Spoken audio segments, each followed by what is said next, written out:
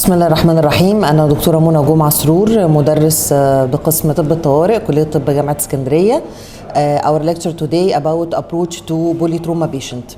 لازم طبعا في الأول نعرف إن المانجمنت of polytrauma patient is different from the management of medical cases in the emergency department. Our learning objectives today is to outline principle of triage trauma patients, discuss and apply primary survey, discussion and applications of secondary survey, describe how to use different diagnostic tools in trauma patients, and to establish management priorities in trauma patients. To start, how polytrauma patients management is a very critical and very important point because we have a higher rate of mortality. The highest from RTA with 23% and others trauma 21%, suicidal attempts is 15% mortality. So we need adequate management to save lives of the polytrauma patients. More than 9 people die from injuries. About 5.8 million people of all age and economic groups die every year due to trauma. The burden of injuries is even more significant and account about 18% of the world's disease. Polytrauma not only leads to death, but it's only lead to comorbidities, a long life. Our initial assessment including different steps. The first step is preparations. Second is triage. Primary survey with immediate resuscitation of patients with life-threatening injuries. Adjuncts to primary survey and resuscitation. Considerations of the need of the patient transfer, secondary survey, adjuncts to secondary survey, post-resuscitations monitoring and re-evaluations, and the definite care. We will explain step by step. The first one is the preparations. I should prepare myself before even the polytrauma patients arrive to the hospital. We started the preparations from the start of the day. I will prepare myself, prepare my protective equipment. I will prepare my equipment and other staff members. I will prepare my equipment not only as it's present in the ER, but it's present and functioning well. This is the preparations before arriving of the polytrauma patients. Another steps of preparation is the preparations in the field at the scene of the accident and the preparation in the hospital. Preparations in the scene of the accidents, that's the first aid responder or الامبولانس man بيبتدي يكوميونيكيت مع receiving hospitals ويبتدي يديها informations about the accident, about the number of the patients, about the severity of the injuries, the type of injuries of the patients. علشان احنا نبتدي في الهوسبيتال نبريبير اور سيلف زي ما قلت هنبريبير ماي سيلف، هبريبير الاذرز تيم ممبرز، وهبريبير الاكويبمنت بتاعتي ان هي present and functioning well.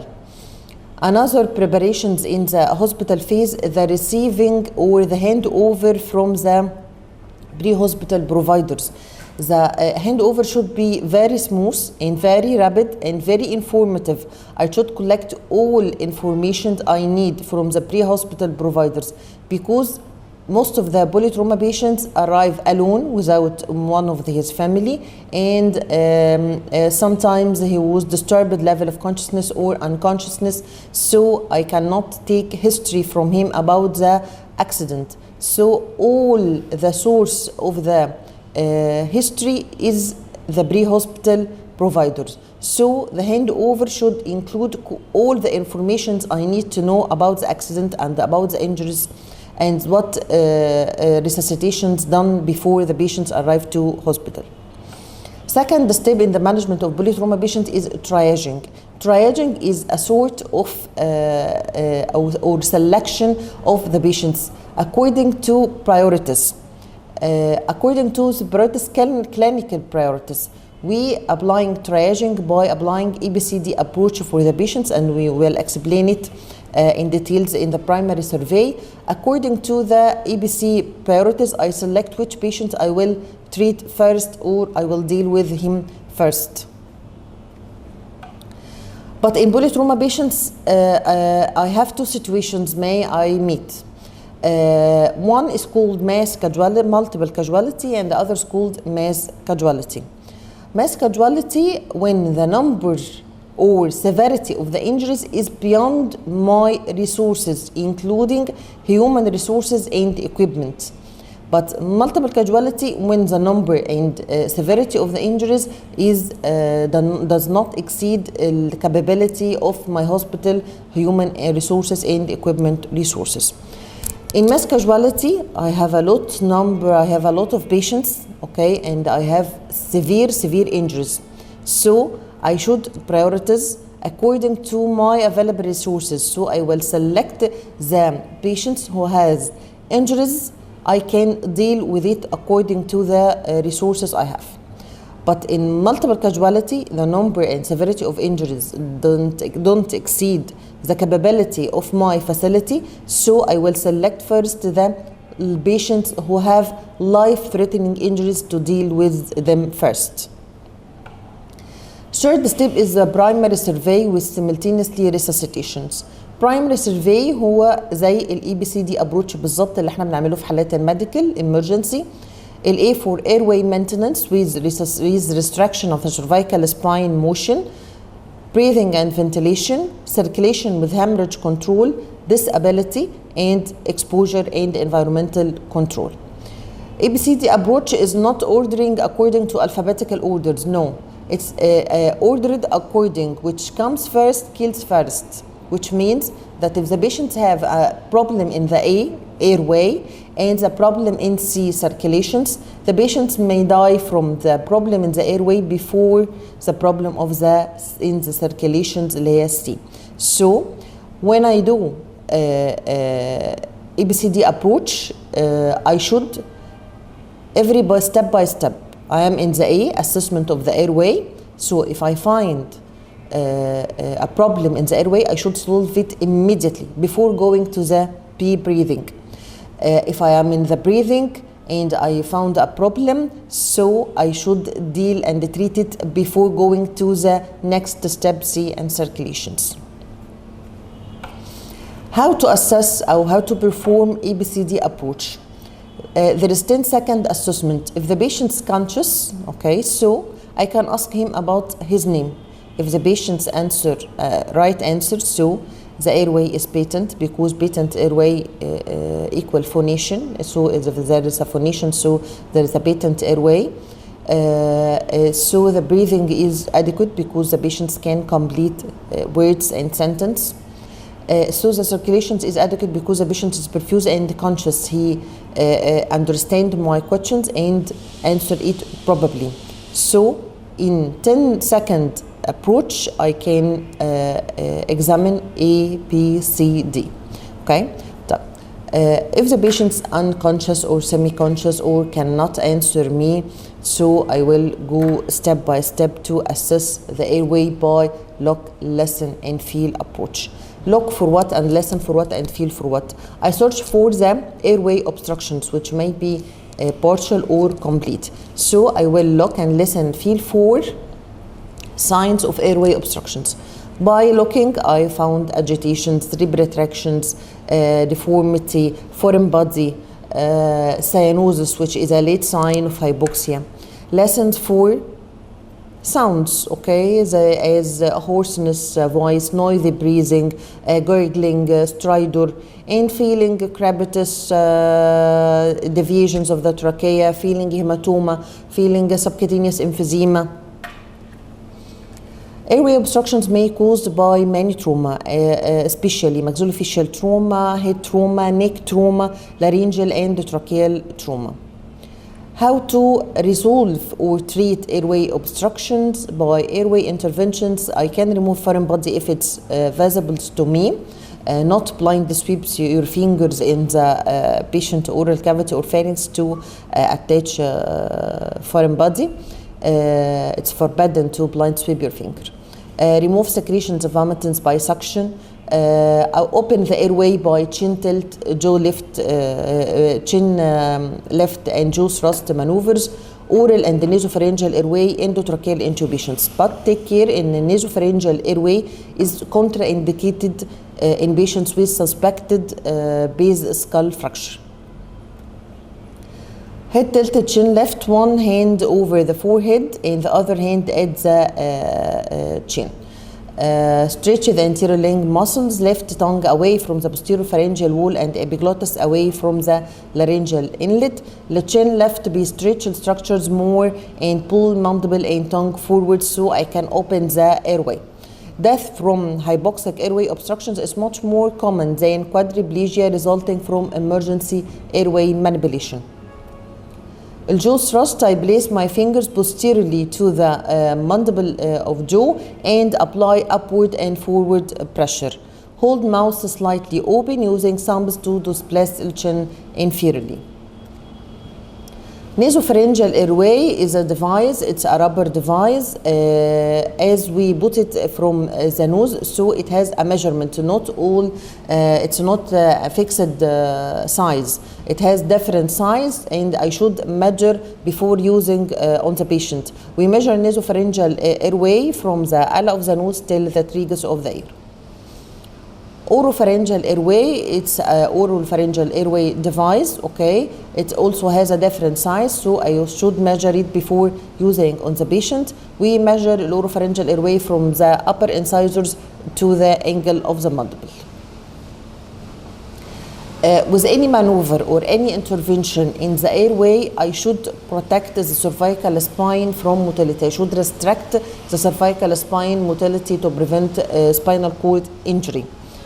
Cervical spine is protected by cervical collar, but when airway management is necessary, like endotracheal intubation, we open the cervical collar and restrict the motions of cervical spine manually. After finishing the assessment of the airway and managing every problem I found, so we go to the next step, breathing and ventilation. I should expose the patient neck and chest adequately, assess for jugular venous distensions, position of the trachea if it's center or deviated, chest wall movement. I should palpate the chest for any deformity, any palpable crepitus, any palpable fracture, and I should auscultate for the air entry if it's equal on both sides or decreased or unequal. In the breathing and ventilations, I should exclude the most life-threatening injuries like tension pneumothorax, massive hemothorax, open pneumothorax, tracheal or bronchial injuries. These injuries should be identified and managed during the primary survey.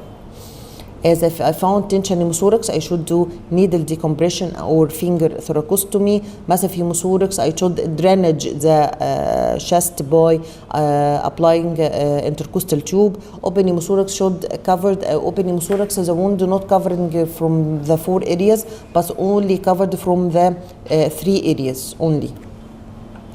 Simple pneumo and simple hemothorax, fractured lip, flail chest, pulmonary contusions can compromise ventilations to a lesser degree and are usually identified during the secondary survey.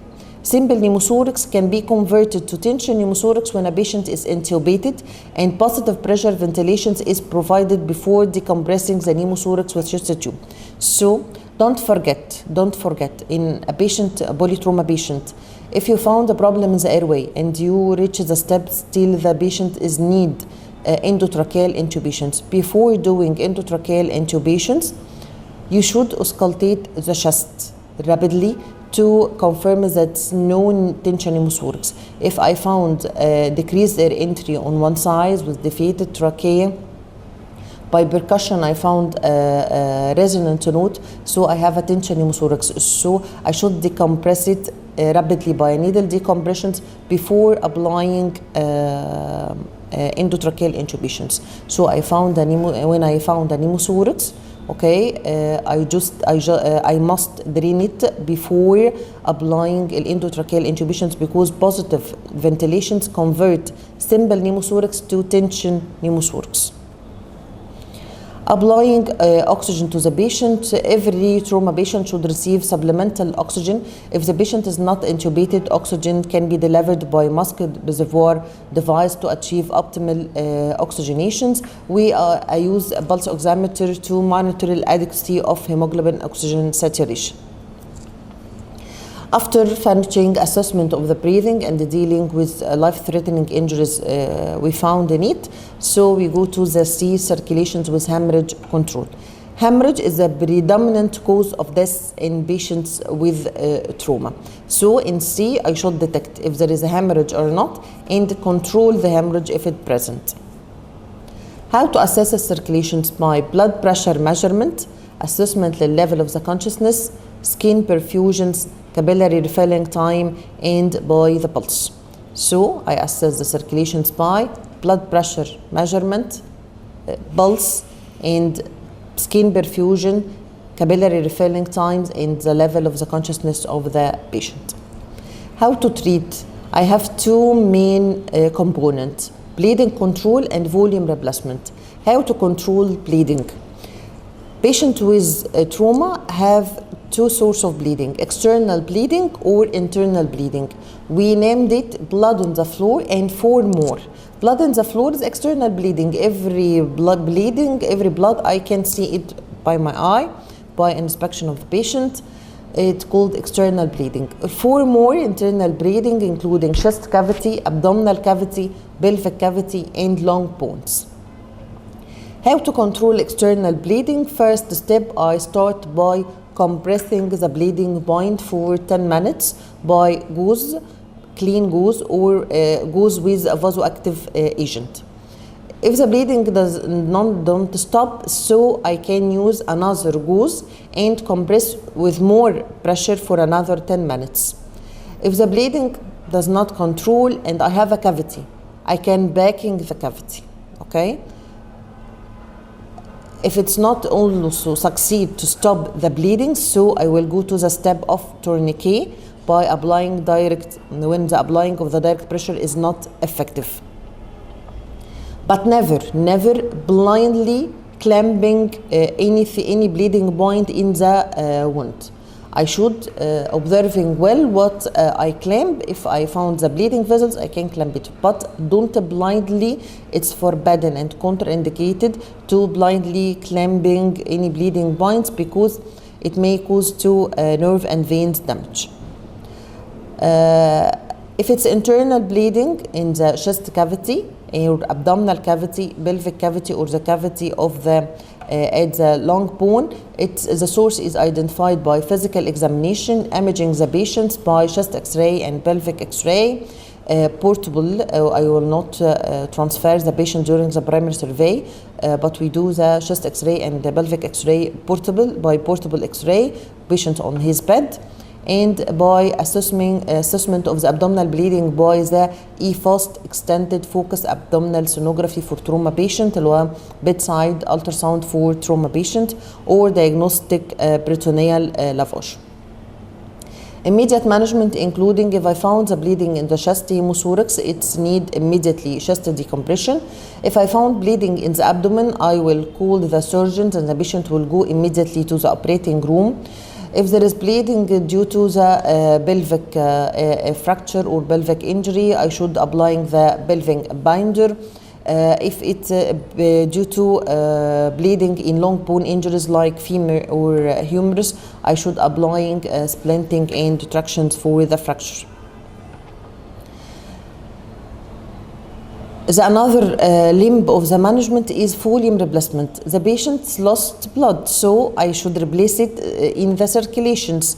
So we start by applying 2 wide IV bore cannula in the patients, withdrawing all lab samples I need for the patients, like complete blood pictures, hemoglobin and hematocrit level, blood grouping and cross-matching for blood transfusions, and blood gases, lactate level, and the pregnancy test in the female of childbearing period. If I failed to get peripheral intravenous access, the second option is intraosseous access. The third option is the central venous catheter. So in a polytrauma patient, I should start by 2 wide IV bore cannula. If I failed to get a peripheral venous access, I should go to the second step, which is an intraosseous access. If it's failed or not available, I will go to the third line central venous access. But keep in your mind that aggressive and continued fluid resuscitations, it's not the definite control of hemorrhage. After applying of 2 wide IV bore cannula, I started to give the patients 1 liter of warm crystallite solutions. The fluid I give to the patient should be warm to avoid hypothermia, which is one of the lethal limb of the lethal triangular in trauma patient. 1 liter of crystallite solutions. After the patient received 1 liter of the fluid, crystallite fluids, but still hemodynamically unstable, so don't give him more and more fluids. No, we will go to the step of blood transfusions, because aggressive fluid transfusions will lead to coagulopathy, dilution coagulopathy. So it will dilute the coagulation factor, so the patient cannot control the bleeding by coagulation factors, the clotting factors failed to control the bleeding. So I will go to the blood transfusions, 1 to 1 to 1, 1 packed RBCs to 1 plasma unit to 1 platelets unit. It's my aim in the fluid resuscitations or volume replacement in a polytrauma patients is not to get a normal blood pressure. It's not my target. My target is a permissive hypotension. What is the permissive hypotension? It's the least hypotension that can preserve the perfusions in the patients. So by number, permissive hypotension would mean mean arterial blood pressures approximately 15 millimeter mercury. Okay, because if I reach the normal blood pressure in a polytrauma patient, it may lead to bleeding from clotted points. So my target is a permissive hypotension with a mean arterial blood pressures at 50 millimeter mercury. We give a tranexamic acids, which in its importance in the survival. It should be administered within 3 hours of the injury. We give 1 milligram IV over 10 minutes, followed by maintenance dose 1 gram over 8 hours. So tranexamic acids, it's the best to be administered within the 3 hours of injury. Initial dose 1 gram tranexamic acid over 10 minutes IV, followed by maintenance dose of 1 gram infusions over 8 hours. Then the D disability is assessed by the level of the consciousness Glasgow scale and pupil size and reactions to light, and identifies the presence of lateralizing signs and determines spinal cord injury and determines the injury level if present. A decrease in the patient level of the consciousness indicate decreased cerebral oxygenations and perfusions, and it may be caused by direct cerebral injuries. In a patient with head trauma, my aim in the management is to prevent secondary brain injury, because primary brain injury is happened already by the effect of the trauma, okay? But my aim in the treatment and management is to prevent secondary brain injuries, which caused by hypoxia and hypoperfusions and hypotension. Hypoglycemia, alcohol, narcotics, and other drugs can also alter the patient's level of consciousness. Until proven otherwise, also presume that changes in the level of consciousness are a result of central nervous system. Prevention of secondary brain injury by maintaining adequate oxygenations and adequate perfusions is the main goals of the initial management, because evidence of brain injury can be absent or minimal at the time of the evaluations, and it's crucial to repeat the examination. In the exposure and environmental control, I should expose the patient segmentally, segment by segment, and examine and avoid hypothermia by covering the patient with warm blankets, warm IV fluids administrations, and keep warm environment around the patient.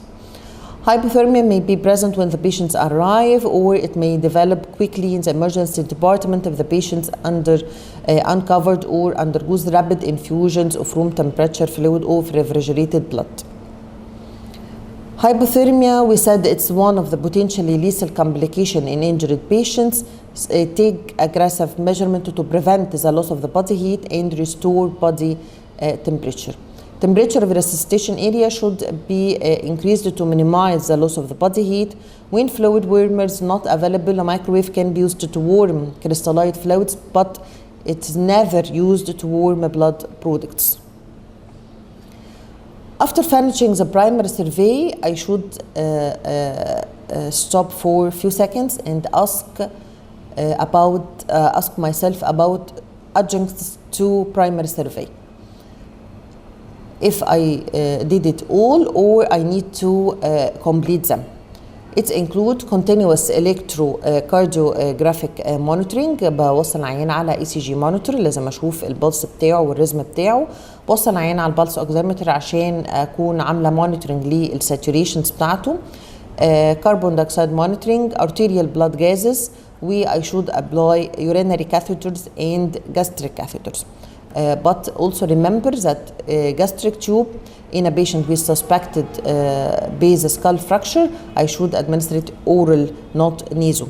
Every nasal maneuver is contraindicated if I suspected that the patient have skull base fractures. When I suspected skull base fractures by stopped or active bleeding from the nose or clear fluids from the nose, active or stop the bleeding from the ear or clear fluid from the ears, CCF otorrhea, or if I found a black eye, or I found a battle sign, which is ecchymosis behind the ear. Other adjuncts including abdominal chest and pelvic x-ray and FAST, abdominal ultrasound, and diagnostic peritoneal lavage.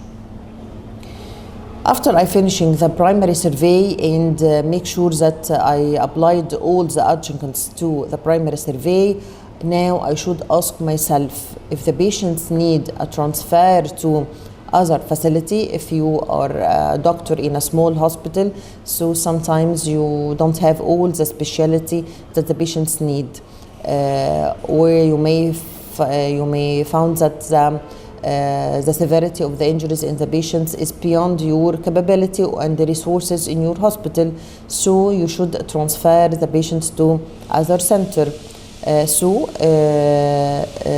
This item come after finishing the primary survey.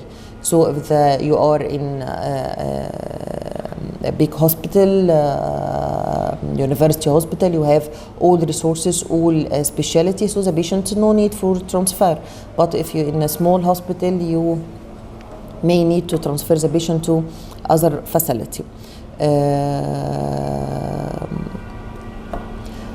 After finishing the need for transfer, if the patient will stay with you, you will start the secondary survey if the patient is hemodynamically stable. But if the patient is hemodynamically unstable, you should repeat the primary survey again, with ABCD approach, and discover what is the problems that lead to that the patient is hemodynamically unstable and solve it immediately before going to the secondary survey. So secondary survey does not begin until primary survey is completed, resuscitative efforts are underway, and improvement of the patient's vital functions has been demonstrated. The secondary survey is abbreviated in one sentence, is ahead to two examinations. We examine the patient in details from the head to the toe with a complete history and physical examinations and assessment of the vital signs. The ample history is a mnemonic for the purpose. A for allergies, if the patient have allergies to any medications. M for medications, drug history of the patient. B for post medical history and post surgical history and the post pregnancy. L for last meal and last menstrual period in female in the childbearing period. E for events and environment related to the injuries, details of the accident and injuries. Mechanism of the injuries can be blunt or penetrating trauma, thermal injuries, or hazardous environmental injuries. Physical examinations, secondary survey, head to toe examination. We start from the head, Eye should be evaluated for visual acuity, pupillary size, hemorrhage of the conjunctiva, penetrating injury. Contact lens should be removed before the edema occur, dislocation of the lenses, ocular entrapment, rupture globe. I should examine the skull before any wound, any bleeding point, any evident skull fractures appearing. The maxillofacial structures should be examined. We examine the face, including palpation of all bony prominence, assessment of occlusions of the mouth, intraoral examination, and assessment of the soft tissue.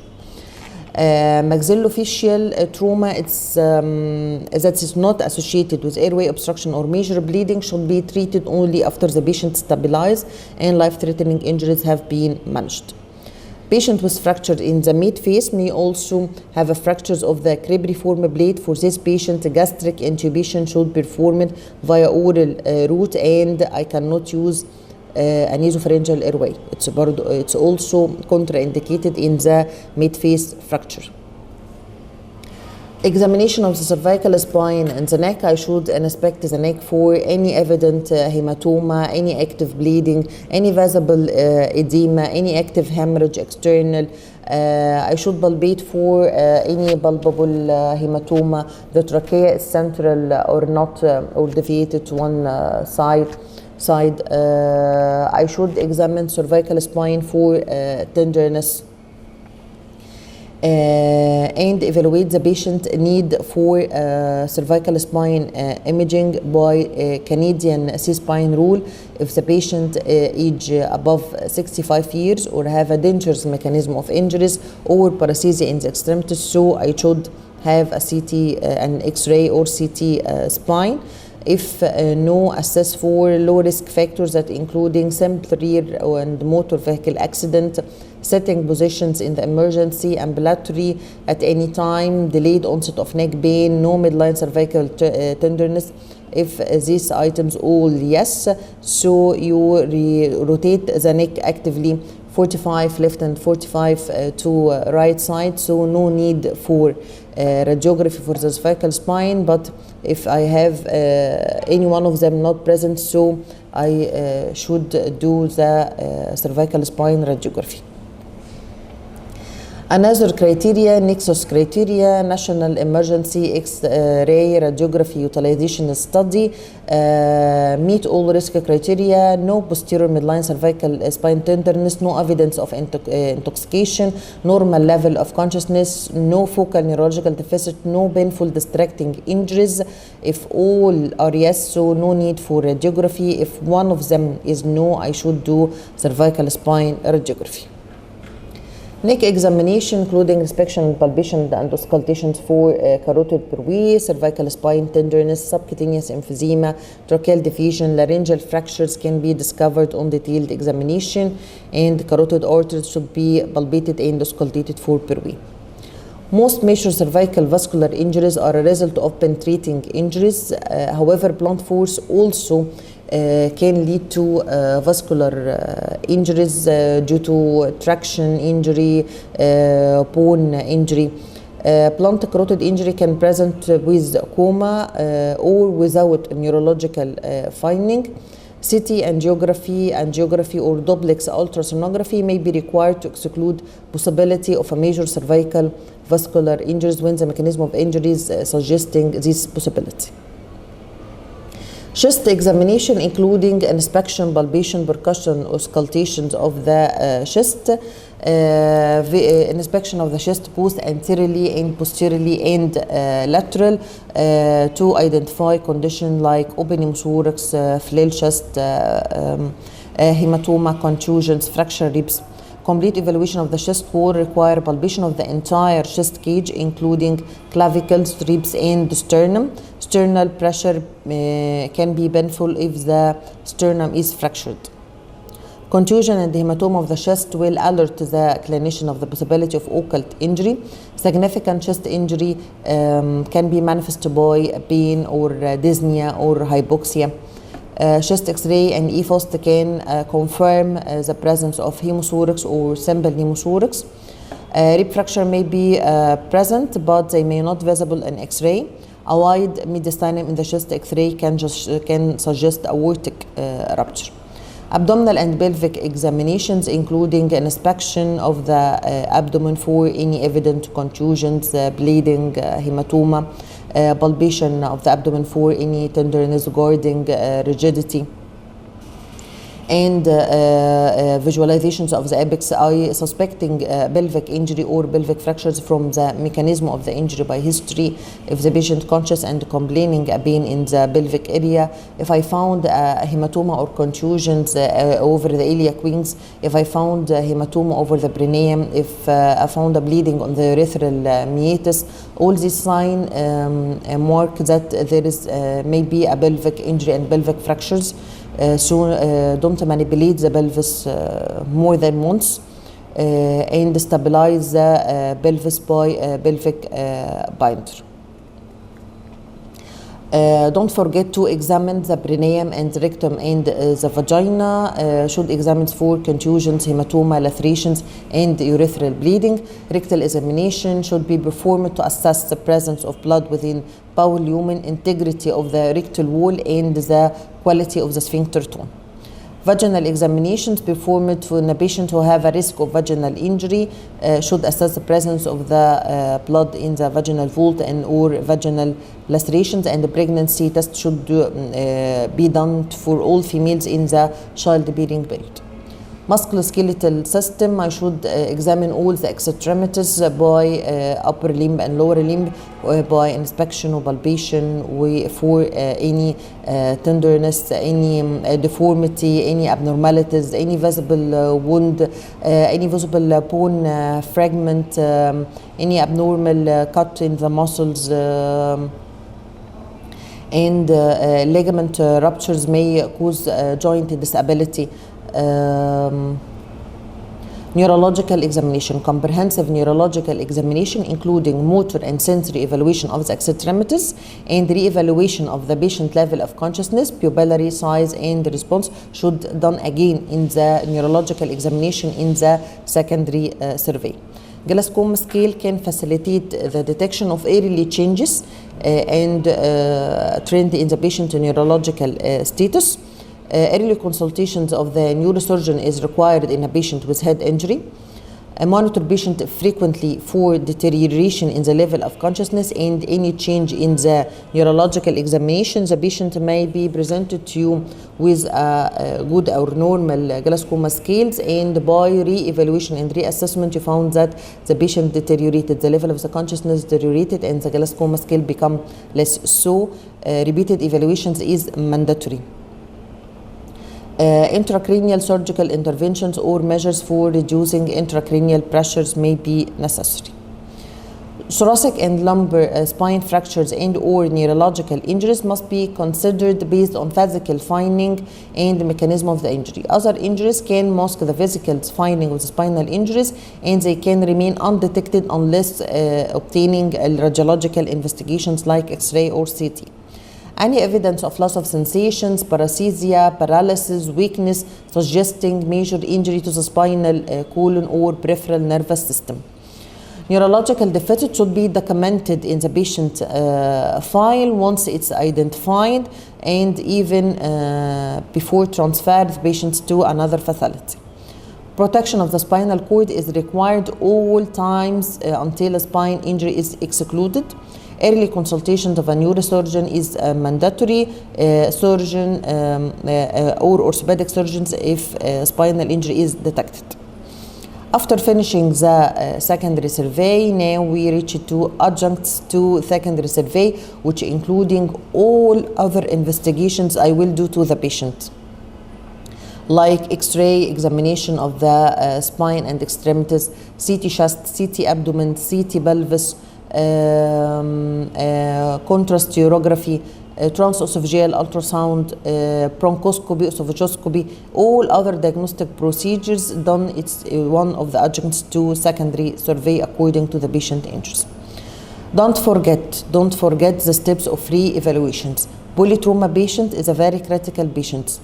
Once you found the primary survey is normal and the patient no need for transfer and the secondary survey is adequate, don't finish your patient evaluations. The trauma patients need multiple re-evaluation to make sure that they are hemodynamically stable.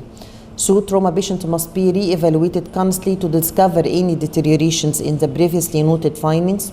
Continuous monitoring of vital sign, oxygen saturation, urine output is mandatory. For adult patients, we need urine output of 0.5 milli per kg per hour, but in child below who older than 1 year, I need urine output 1 milligram per kg per hour. Periodic arterial blood gases and endotidal CO2 monitoring is useful in some patients. Then we're reaching the item of definitive care, but we said that we don't start secondary survey except if the primary survey is done and the patient is hemodynamically stable and you manage all the life-threatening injuries. Also, the definite care don't start until the secondary survey is completed by examinations and radiological investigations unless required life-saving measures. When definite treatment is not available, have a plan for safe transfer to another facilities if you don't have the facilities or resources that the patient need. Thank you so much and see you soon.